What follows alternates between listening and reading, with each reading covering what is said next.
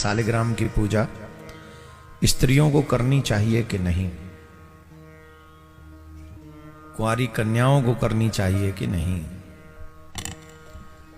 Answer है नहीं। सालिग्राम की पूजा हमेशा पुरुष वर्ग को करनी चाहिए, और स्पेशली जिसने यज्ञोपवीत धारण कर रखा हो वो उसको पूजा करे। बहुत विशेष पूजा है, सालिग्राम की साधारण पूजा नहीं। जिनके यज्ञोपवीत नहीं हो रखा वो भी न करें। सालिग्राम की पूजा देवियों को क्यों नहीं करनी चाहिए, इसकी विशेष बातें हमें समझनी चाहिए। एक स्थिति में कर सकती हैं पूजा देवियां, एक स्थिति में, मीराबाई जैसी स्थिति। कृष्ण के अलावा कुछ और है ही नहीं, ओनली कृष्ण। मेरे तो गिरधर गोपाल दूसरो न कोई, जाके सिर मोर मुकुट मेरो पति वोई। जिसकी ये स्थिति हो गई हो तो फिर देह का संबंध नष्ट हो जाएगा कि तुम स्त्री हो कि पुरुष हो, फिर तुम्हारा कृष्ण से संबंध बन गया, फिर तुम पूजा करो।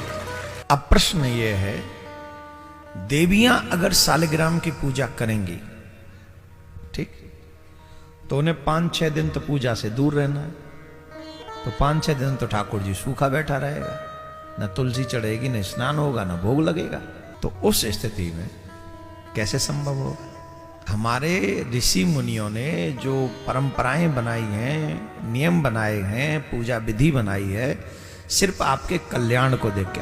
आप लोग तुलसी पे नित्य दीपक जलाया करो, तुलसी महारानी की सेवा करो, और तुलसी महारानी की सेवा करने से सालिग्राम अपने आप प्रसन्न हो जाते हैं। एक क्षण भी शंख और सालिग्राम तुलसी के बिना नहीं रहने चाहिए। वैष्णवों के घर में शंख होना चाहिए, लेकिन जल और तुलसी दल युक्त होना चाहिए 24 घंटे, और सालिग्राम से एक क्षण भी तुलसी हटनी नहीं चाहिए। तो जिनके पति सालिग्राम की पूजा ना करते हो, वो अपने बेटे को सालिग्राम की पूजा करवाएं। सालिग्राम को खरीदना भी नहीं चाहिए, ये भी याद रखो। शास्त्र कहते हैं जो सालिग्राम खरीदता है और बेचता, दोनों नरक में जाते हैं। गंडकी नदी के पास जाओ, तट पे जाओ, वहां से सालिग्राम प्राप्त करने का प्रयास करो। या फिर गुरुजी परंपरागत तरीके से किसी ने दिए हो, जैसे हमारे पिताजी पूजा कर रहे हैं, फिर वो आपको दे गए, फिर वो ऐसे। मेरा निवेदन है, सालिग्राम की पूजा समझ गए किसको करनी चाहिए? समझ में आ गई? अपने बेटे को इस लायक बना दो कि बिना सालिग्राम की पूजा किए वो न जाया करे।